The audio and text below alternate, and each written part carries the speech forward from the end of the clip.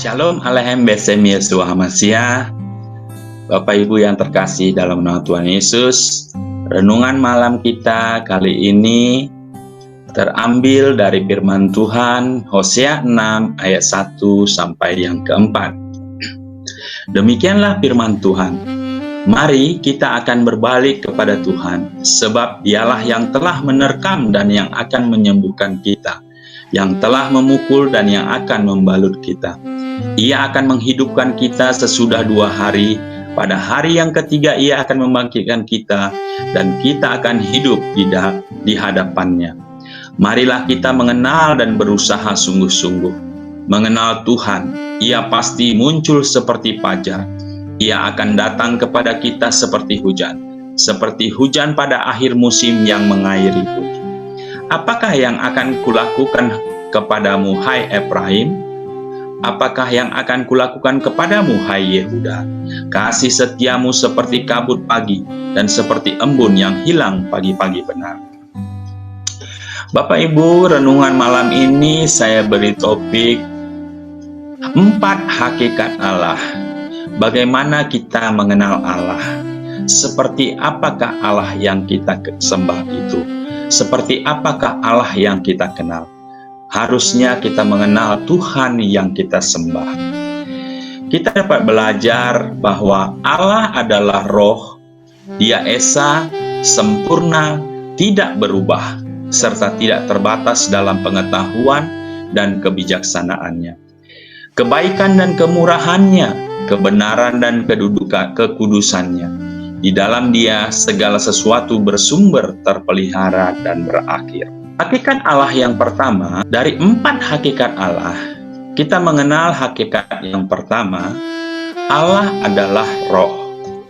Dalam Yohanes 4 ayat 24 dikatakan, Allah itu Roh, dan barang siapa menyembah Dia, harus menyembahnya dalam roh dan kebenaran. Dalam Yohanes 1 ayat 18 dikatakan, tidak seorang pun yang pernah melihat Allah, tetapi anak tunggal Allah yang ada di pangkuan Bapa, Dialah yang menyatakannya. Dari sini kita dapat belajar bahwa Allah adalah Roh yang tidak terbatas. Karena itu Dia tidak berwujud dan tidak dapat dilihat. Sebagai Roh, Dia imaterial. Di sini kita dapat mengenal Tuhan yang kita sembah. Allah itu sendiri adalah Roh. Dan kita sebagai manusia daging, kita juga memiliki roh. Orang yang sudah diselamatkan, roh Tuhan ada di dalam diri kita. Oleh karenanya dikatakan, siapa yang menyembah Tuhan, ia harus menyembahnya dalam roh dan kebenaran. Karena Allah itu roh, maka untuk kita memiliki hubungan dengan Allah, kita pun harus memiliki hubungan secara roh. Ingat, Allah itu bukan material, bukan fisik, tetapi Dia roh. Karena roh, maka ingat, karena Dia roh, maka ketika kita menyembah, kita bersekutu, kita berkomunikasi dengan Dia, maka kita pun berkomunikasi secara roh. Karena Dia adalah Allah yang roh. Oleh karenanya kita harus mengerti, Tuhan yang kita sembah itu adalah roh, bukan zat, ya, bukan zat. Kalau ada agama di luar sana yang mengatakan Allahnya adalah zat, kita bukan seperti itu. Allah kita adalah Allah roh yang imaterial. Yang kedua dikatakan, hakikat Allah adalah Allah itu hidup, Bapak Ibu. Yosua 3 ayat 10 dikatakan, lagi kata Yosua, dari hal inilah akan kamu ketahui bahwa Allah yang hidup ada di tengah-tengah kamu, dan bahwa sungguh-sungguh akan dihalaunya orang Kanaan, orang Het, orang Hewi, orang Feris, orang Girgasi, orang Amori, dan orang Yebus itu dari depan kamu. Dalam Mazmur 84 ayat 3 dikatakan, jiwaku hancur karena merindukan pelataran-pelataran Tuhan. Hatiku dan dagingku bersorak-sorai kepada Allah yang hidup. Jadi Bapak Ibu, Tuhan yang kita sembah itu adalah Allah yang hidup. Dia bukan Allah yang mati, Dia Allah yang hidup. Karena Dia Allah yang hidup, maka Allah itu bisa ditemui, bisa diajak berkomunikasi, bisa diajak berbicara. Karena Dia Allah yang hidup. Sehingga ketika kita memuji, menyembah, berdoa, ya, bermohon kepada Dia, maka kita bisa berbicara dengan Dia. Dan kita juga bisa dengar apa yang Dia bicarakan. Karena Allah kita adalah Allah hidup. Ya, sehingga ketika kita sudah mengaku Tuhan Yesus sebagai Tuhan dan Juru Selamat pribadi dalam hidup kita, maka hubungan yang tadinya terputus karena dosa, itu Tuhan perbaharui lagi. Ada koneksi hubungan antara kita dengan Tuhan yang roh itu. Sehingga kita bisa berkata kepada Dia, Bapa. Tuhan itu adalah Allah kita, Bapa kita. Kita memiliki hubungan yang dekat dengan Tuhan, tidak jauh. Sehingga dikatakan hubungan kita dengan Tuhan itu sejauh doa. Setiap kita perkatakan, kita berdoa, di situ Tuhan ada. Itu hebatnya orang yang sudah percaya, orang yang sudah lahir baru. Dia memiliki Allah yang dekat, Allah yang hidup, Allah yang bisa diajak berkomunikasi.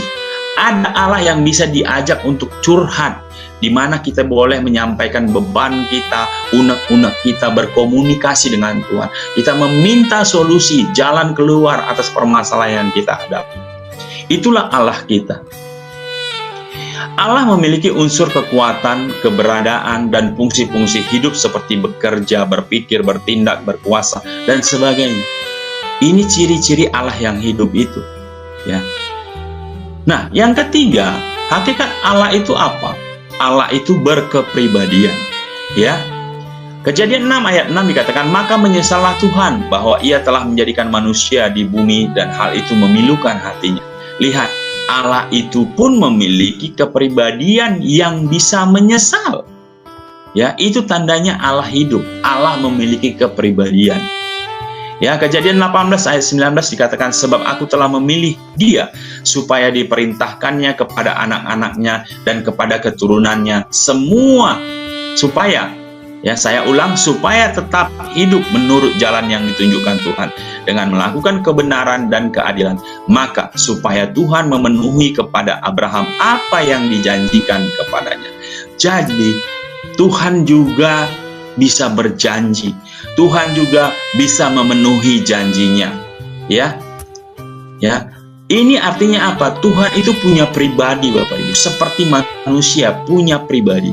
Tetapi pribadi Tuhan itu berbeda, ya. Kalau manusia itu pribadi itu ya fisik ini, pribadi satu pribadi. Tuhan bukan pribadi seperti manusia, bukan. Kepribadian Tuhan itu bukan seperti kita melihat pribadi manusia, ya. Jangan sampai nanti kita berpikir bahwa pribadi Allah itu seperti pribadi manusia. Jadi kalau kita menyebut Tritunggal satu hakikat tiga pribadi, bukan berarti tiga pribadi Tuhan itu tiga pribadi seperti manusia. Beda, ya. Kalau kita melihat Tuhan, ya itu berbeda seperti melihat manusia. Kepribadian Tuhan itu tidak bisa dilihat Tuhan itu sebagai sosok satu pribadi, sehingga kalau kita katakan tiga pribadi, lalu Tuhan itu tiga. Tidak. Tuhan tetap Esa. Tetapi kita mengenal Tuhan satu hakikat, tetapi tiga pribadi, yaitu pribadi Bapa, Anak, dan Roh Kudus. Tetapi Allah tetap Esa. Ya. Nah, Allah memiliki ciri dari sebuah kepribadian. Dia memiliki seluruh sisi positif dari semua profil kepribadian yang ada. Ya. Nah, yang keempat, yang terakhir, apa hakikat Allah?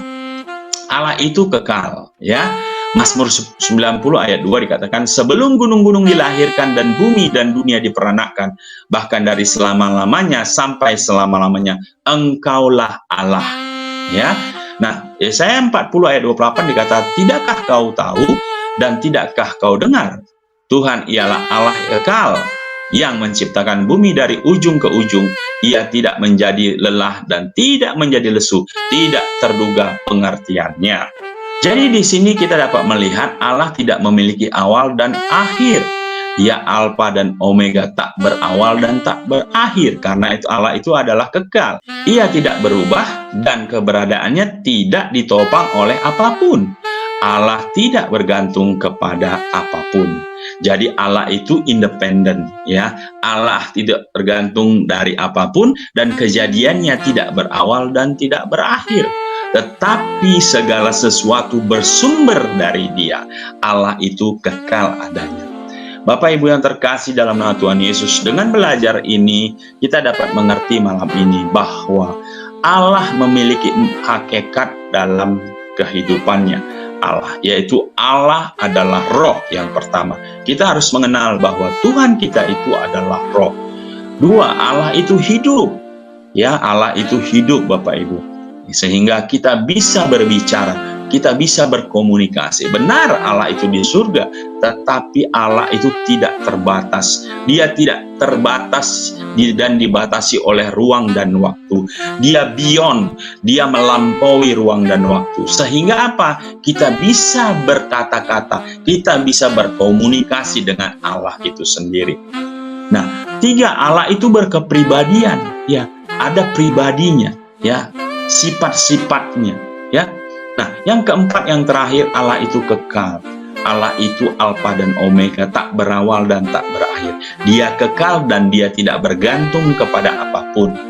Tetapi bumi, manusia, segala alam jagat raya inilah yang bergantung kepada Tuhan. Karena dari dialah sumber segala sesuatu yang ada, baik yang terlihat maupun yang tidak terlihat. Demikian Bapak Ibu sharing malam ini yang bisa saya bagikan.